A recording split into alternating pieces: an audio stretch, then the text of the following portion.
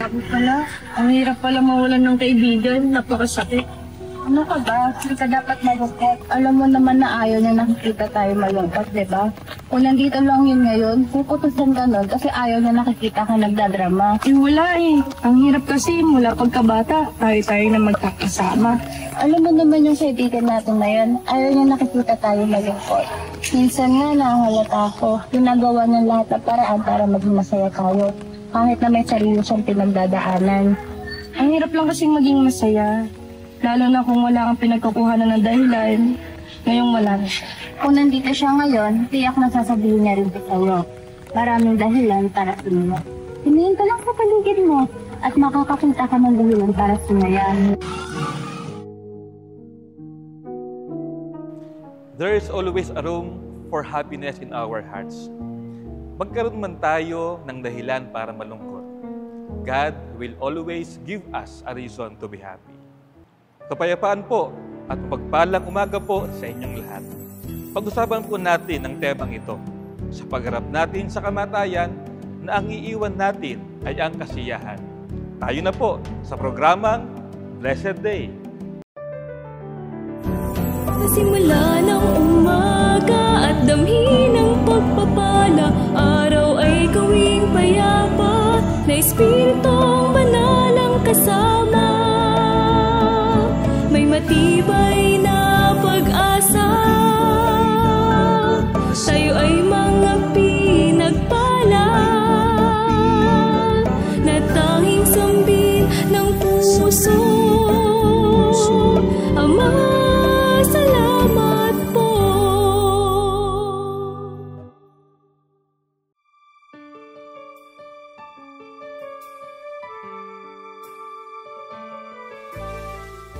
Lahat tayo ay darating sa ating kamatayan, sa panahon at lugar na hindi natin inaasahan. Pero isa ang tiyak na bagay, at yun ay hindi tayo pababayaan ng Diyos at bibigyan tayo ng dahilan para maging masaya. Basta, tumiwala lamang tayo sa Kanya. Ito ang nilalaman ng mensahe ng Daily Reflection na Love Notes sa Psalm 73 and 26. Ganito po ang ating matutunghayan. My flesh and my heart are wasting away, but God is the rock of my heart and my eternal heritage.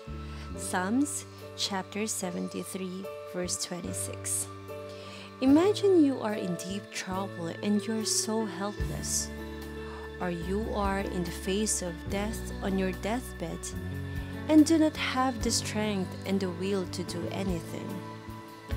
At that point in life, when flesh and heart, body and mind had lost the power, and you are imprisoned in weakness and sorrows, you only can turn to God for your salvation. He is the rock that can give you the strength, raise you up, and encourage you. Upon the rock, you can see the future is bright. That rock is Jesus Christ.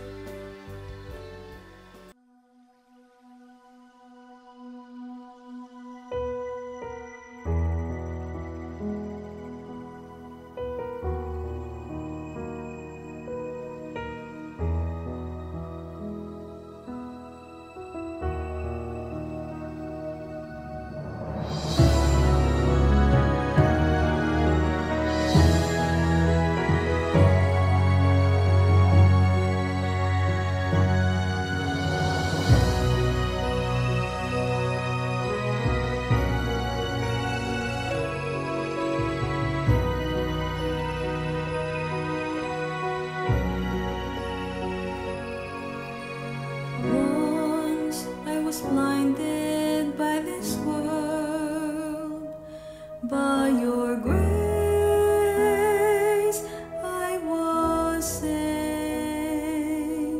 I can see you now, I can feel your love deep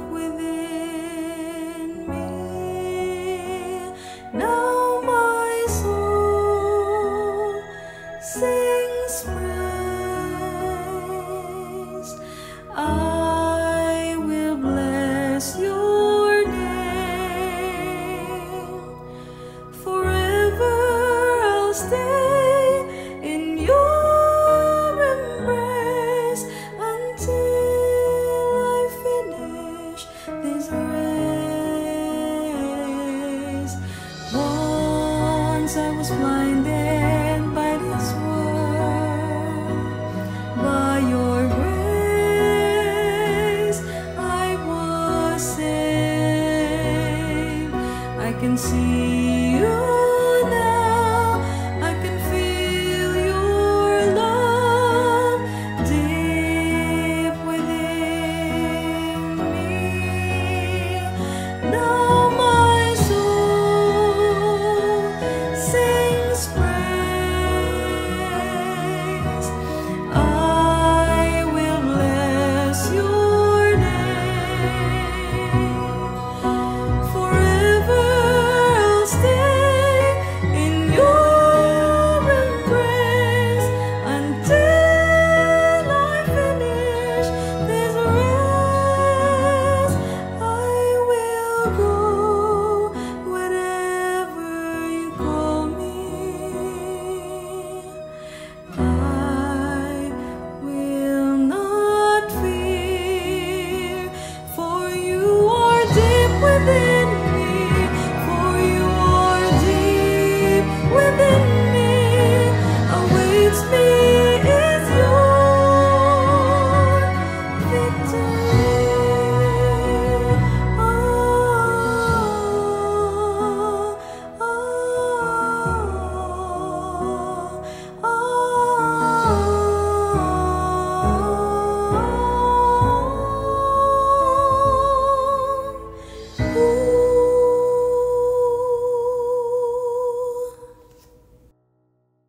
A blessed day to all.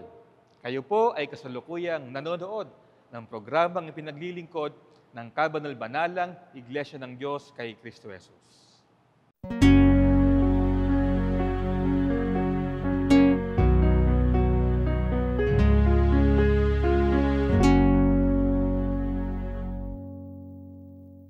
Death is a part of our life.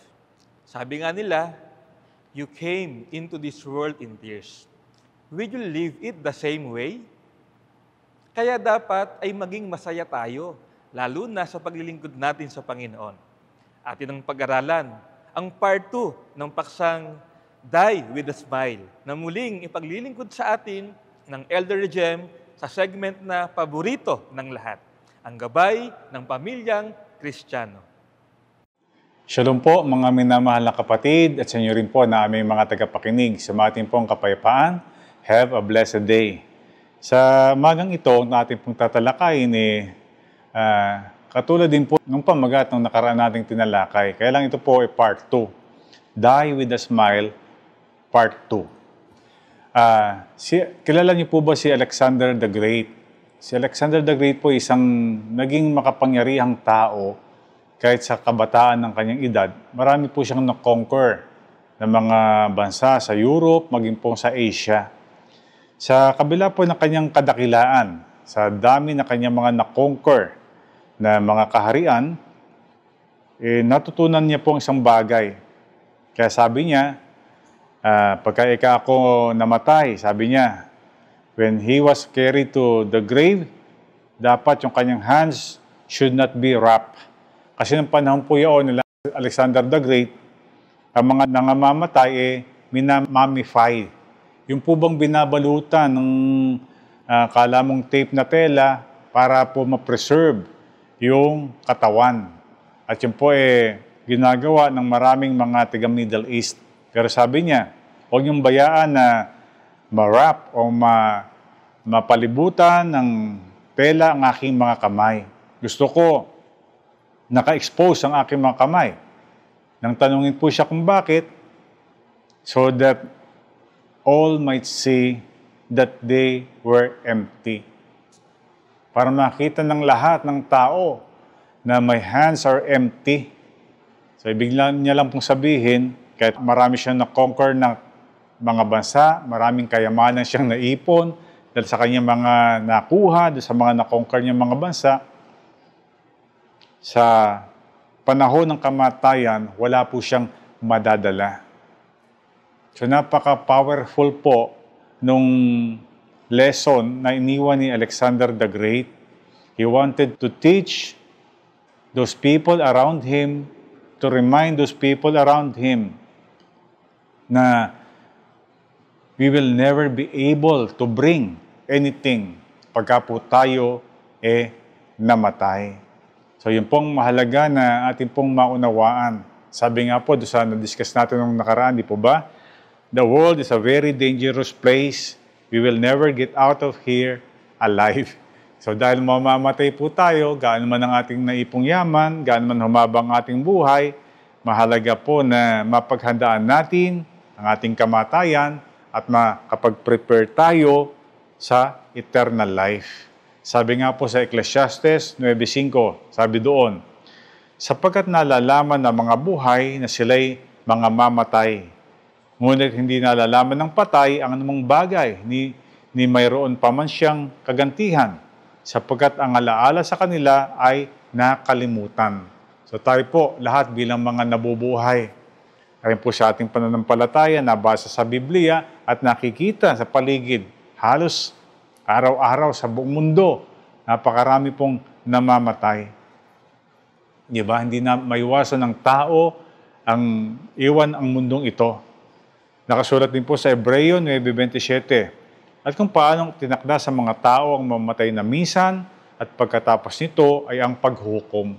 So lahat po tayo mamamatay at we will be judged kung paano tayo nabuhay sa mundong ito. Ngayon, ang tanong po, if all of us will surely die, ano po ang dapat nating gawin? Alam nyo, tayo bilang mga magulang, di ba? Gusto natin magkaroon ng bright future ang ating mga anak. Kaya pinag-aaral natin sila.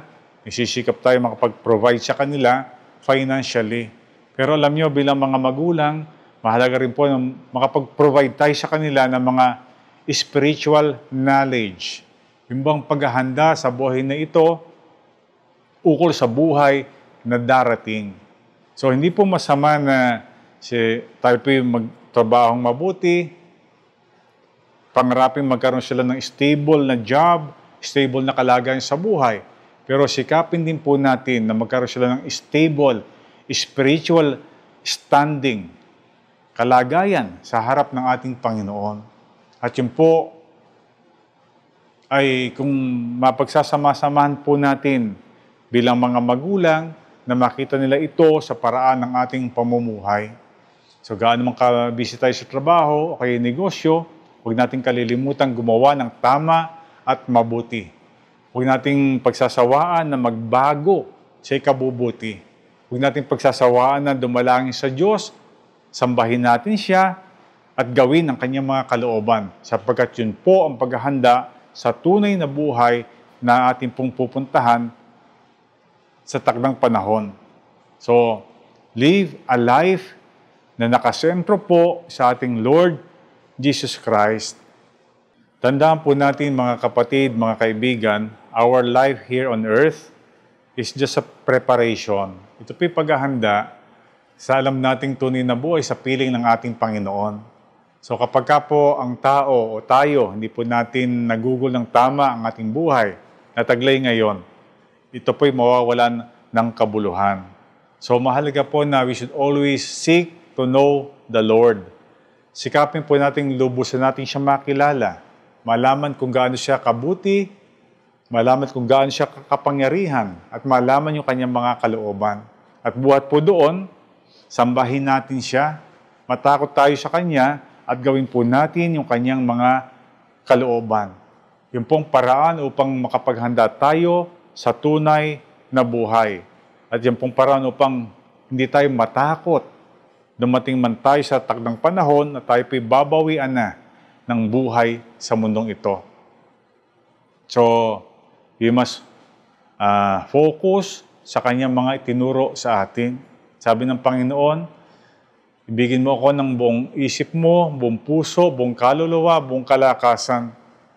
At ang pangalawang katulad ay ibigin mo ang iyong kapwa. Di ba? Kaya yan pong pangunahing utos ng ating Panginoon.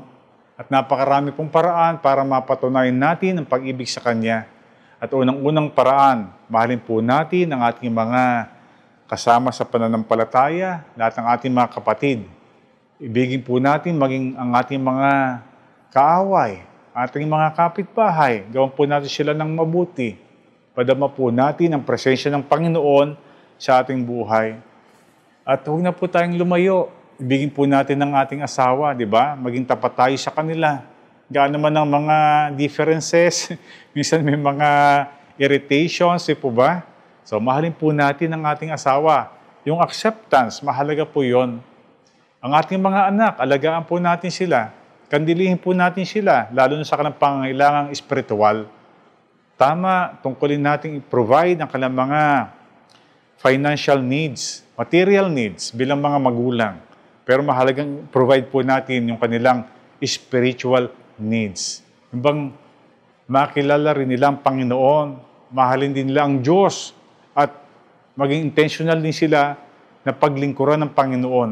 Maging intentional sila na gumawa ng mabuti. Yung pong pinakamabuting bagay na ating magagawa at maipamamana sa ating mga anak.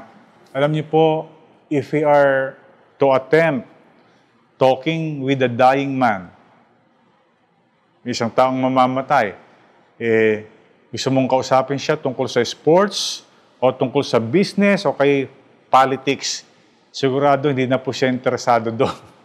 Di ba? Kasi malapit na siyang mamatay . At iba na po ang kanyang nakikita, iba na po ang kanyang priorities. Kasi alam niya, lilisan na siya . Wala nang kabuluhan kung sino nanalo sa basketball o kaya sa boxing. Hindi na po mahalaga sa kanya kung kikita pa siya ng malaking pera. Kung saan siya dapat na mag-invest. Ang naalala niya po, ano kaya mangyayari sa akin pagkatapos ko na mamatay. That is how we should see things sa ating buhay. Hindi dahil malapit tayong mamatay, tsaka lang tayo mag-iisip ng mga bagay na mahalaga o importante o mga bagay na dapat po nating gawin. Dapat po natin bigyan ng pagpapahalaga, importansya, una ang ating pamilya, di ba? Spend more time with your family, sa iyong asawa, sa inyong mga anak.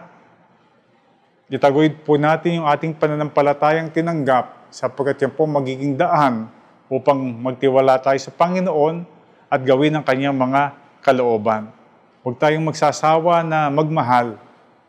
Hindi lang sa ating mga mahal sa buhay, kundi sa lahat ng tao. At yung pong ating relationship sa Panginoon, sikapin po nating ma-develop palagi, tunay na maging intimate po ito. Lagi tayong mananalangin sa Kanya. At kung ano po maging sagot ng Panginoon sa ating mga dalangin, dapat po nating tanggapin ng buong puso at lagi po tayong gagawa ng mga mabubuting bagay. Sabi nga po, a person is not truly ready to live until he is ready to die. A person is not truly ready to live until he is ready to die. Maging makabuluhan po ang ating buhay sa mundong ito sapagkat if we live wrong, we cannot die right. Diba? Pag nabuhay tayo ng mali, we will not die right. Pero gusto nating mabuhay, maging tunay na successful sa harap po ng ating Panginoon. So, never do anything. Huwag po tayong gagawa ng mga bagay na matatakot tayong gawin. Pagka ito na po mga huling sandali ng ating buhay, di ba? No. Ano ba yung mga bagay na takot nating gawin? Hindi natin gustong gawin pag malapit na tayong mamatay. Magnanakaw ka pa ba? Magsisinungaling ka pa ba? Mangangalo niya ka pa ba? Di ba? Ikaw ba yung mandadaya pa ng iyong kapwa? So, hindi mo nang gagawin nyo kasi alam mo, mamamatay ka na . Alam nyo, hindi rin po maganda yun . Kung mamamatay lang, tsaka lang gagawa ng mabuti. Alam nyo, kaya tayo binibigyan ng Panginoon ng kalakasan, ng buhay. Kaya po tayo pinagagaling sa mga karamdaman, yun po yung mga chances para magsikap tayong gumawa ng tama at mabuti na kanya pong mga kalooban. Kaya dumating man ang kamatayan bukas, hindi tayo matatakot sapagkat ang ginagawa po natin, pawang kanyang kalooban. Narinig na po natin to. Death is not to be feared by someone who has lived well. Ang kamatayan ay hindi dapat katakutan ng isang tao na nabuhay na makabuluhan. Sabi nga po, we must endeavor to live. Sikapin po nating mabuhay that when we die, kahit po yung sepulturero, yung undertaker, ay malulungkot pag namatay tayo. Di ba? Kasi may taong namatay na isang taong napakabait, maalalahanin, mapagpatawad, matulungin. Di ba?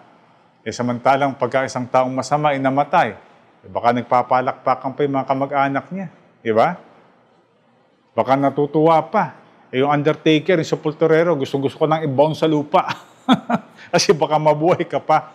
Huwag nawang maging gayon po ang kalagayan ng ating kamatayan. Sabi nga, we must endeavor to live.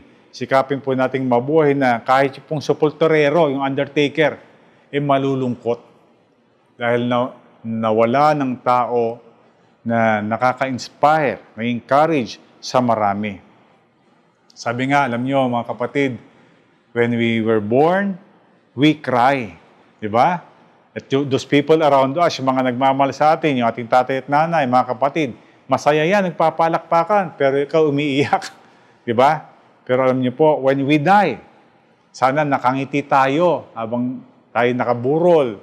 At yun namang naiwan po natin, nagsisipag-iyakan. Maging baliktad po sitwasyon, di ba? Kasi pag pinanganak tayo, umiiyak tayo, pinalo tayo ng doktor o kumadrona. Pero yung mga magulang natin at yung mga kamag-anak, masaya sapat may panibagong miyembro ng pamilya. Pasikapin po natin na mabuhay naman. Pag nabatay tayo, masaya tayo kasi panatag at payapa dahil nagawa kalooban ng Diyos. At yung iwan po natin, nalulungkot sila, umiiyak sila sapagkat nawalan ng napakabait, nakakabuting kamag-anak o kakilala. So yun po ang pangarapin natin maging kalagayan natin sa ating pong kamatayan. Alam niyo po mga kapatid, tandaan po natin na we must always show, pakita po natin na talagang na-receive natin sa ating pagkatao, sa ating puso ang Panginoon. Talagang yung presensya niya, ini-enjoy po natin sa ating buhay. Basta tayong ginagawa yung mga kabutihan at yung mga kabanalan para sa takdang panahon ng ating paglisan. Sabi nga, para tayong natutulog lang, para tayong nananaginip ng maganda, di ba? Kasi ganyan naman halimbawa, natutulog tayo, nananaginip tayo ng maganda, napapangiti tayo ng nakapikit. Sana maging ngayon po ang ating itsura sa ataol na maaaring paglagyan sa atin pag tayo po'y binawian na ng buhay. So yan po mga kapatid, ang mahalagang ating magawa, we must die with a smile. Sana po sa pagpala ito sa atin ng Panginoon, magawa natin sa ating buhay. Pero sa huli, lagi po sinasabi mga kapatid, let us always rejoice. Habang buhay tayo, habang malakas tayo, maging masaya na gawin ng tama at mabuti. Let us always pray to the Lord. Tulungan tayo ng Panginoon na magugol natin ang ating buhay sa kabanalan at mga kabutihan at matalikdan ng mga kasalanan. At let us always be thankful sapagkat lagi may pagkakataon po tayo na gawin na maging makabuluhan ang buhay po natin na pahiram ng ating Panginoon. Nawa po itong pagpala sa ating lahat magmula ngayon at magpakailanman. Rejoice! Siguro ay lagi nating naririnig yan sa Elder Jen. Ito din naman ang mensahe ng Diyos na nais iwan sa ating mga puso. Binabati po namin kayo ng maligayang araw. Ganun din sa mga may kaarawan sa araw na ito. Happy birthday po sa inyong lahat. And in behalf of our church, ay buong puso naming dalangin ang pagpapala at kabutihan ng Diyos na sumainyong palagi. At dahil nandito po kayo, tayo na po sa isang munting panalangin. Panalangin natin ang bawat isa sa mga plano upang tayo po ay sama-samang gabayan at papagtagumpayin ng ating Diyos. Tayo po ay manalangin.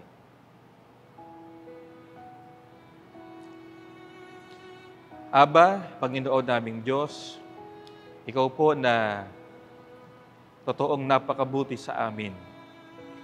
Lagi mong ipinagkakaloob ang amin pong mga pangangailangan sa araw-araw. Ang lahat ng amin pong mga kahilingan, kung ito'y ayon sa iyong kalooban, ay binibigay mo po sa amin. Lagi mo kaming pinaliligaya o pinasasaya sa amin pong mga buhay, Panginoon. Gumagawa ka po ng mga mabubuting bagay upang lagi kaming magalak sa iyo. Kaya naman sa araw na ito, muli po ay nagpapasalamat kami sa minsan pang pagtuturo mo po sa amin, na kami po ay laging mayroong dahilan upang maging masaya at maging maligaya sa buhay na kaloob mo po sa amin.